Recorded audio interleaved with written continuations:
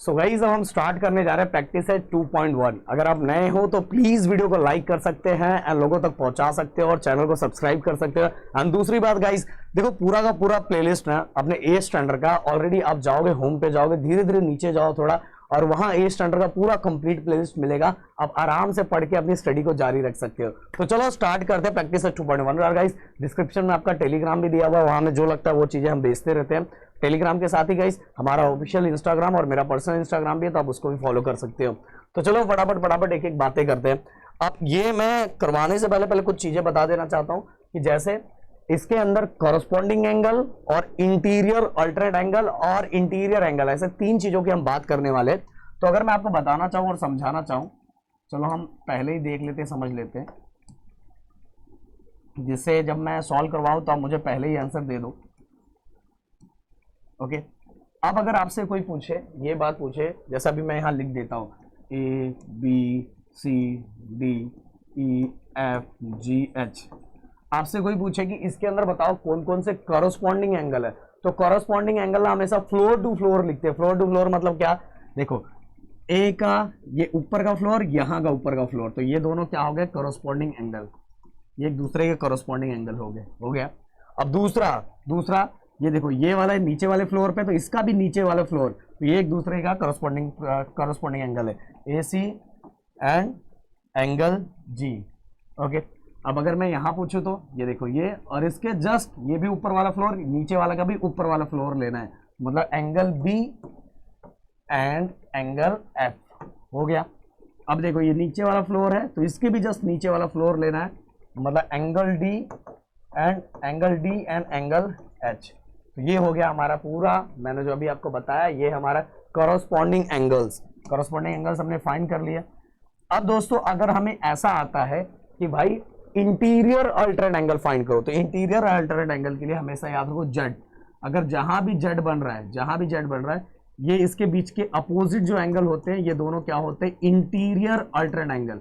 जैसे यहां और यहां ऐसा जेड बनाने का, और उसके अपोजिट साइड पे जो कोने पे दोनों एंगल बन रहा है, वो दोनों एक दूसरे का क्या है इंटीरियर अल्टरनेट एंगल। जैसे अब मैं इसके अंदर बनाना चाहूं तो क्या बनेगा, ये देखो पहला जेड ऐसा बनेगा, ऐसा बन जाएगा। तो इसके अंदर देखो ये सी है और ये एफ है, तो angle C and angle F, ये एक दूसरे का क्या है इंटीरियर अल्टरनेट एंगल। और दूसरा क्या बनेगा, ये देखो दूसरा जेड ऐसा बन जाएगा, तो ये क्या है D, angle D and angle ई, ये देखो हो गया क्लियर। और बस अगर बस इंटीरियर एंगल आता है ना, बस interior angle, only interior angle, तो भाई ये अंदर के साइड के जो एंगल है ना, क्या ये देखो ये वाला, ये दोनों एक दूसरे का इंटीरियर एंगल है, और ये दोनों अंदर का इंटीरियर, ओनली इंटीरियर मतलब अंदर वाले एंगल, तो ये इसका इंटीरियर, ये इसका इंटीरियर। क्लियर हो गया, सब समझा दिया मैंने। चलो अभी फटाफट हम आंसर देंगे। अब देखो फटाफट देखो, एक झटके में आप आंसर दोगे अगर आपका ध्यान रहा होगा। कॉरस्पॉन्डिंग एंगल सब अपने को फाइंड कर रहे हैं, एंगल पी। मैं चाहूंगा पॉज करके फटाक से कमेंट बॉक्स में अपना आंसर पहले लिख दो। एंगल पी इस फ्लोर पे, तो इसी के नीचे ऊपर वाले फ्लोर इसका कॉरस्पॉन्डिंग एंगल होगा, तो ये हो जाएगा एंगल डब्ल्यू।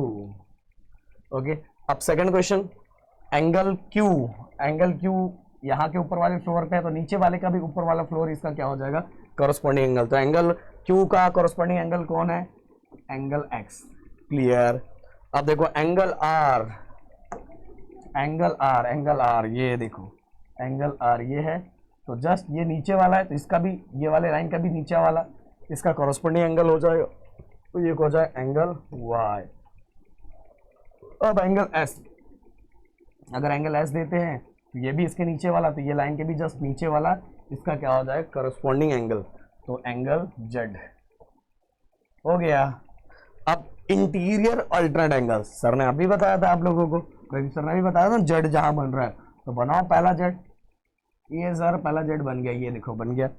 कोने के साइड पे जो जो दो एंगल है वो इसका इंटीरियर अल्टरनेट एंगल हो गया, तो एंगल एस और angle S and angle x. तो एस तो ऑलरेडी दिया हुआ है, यहाँ हम लोग लिख देते हैं एंगल एक्स हो गया।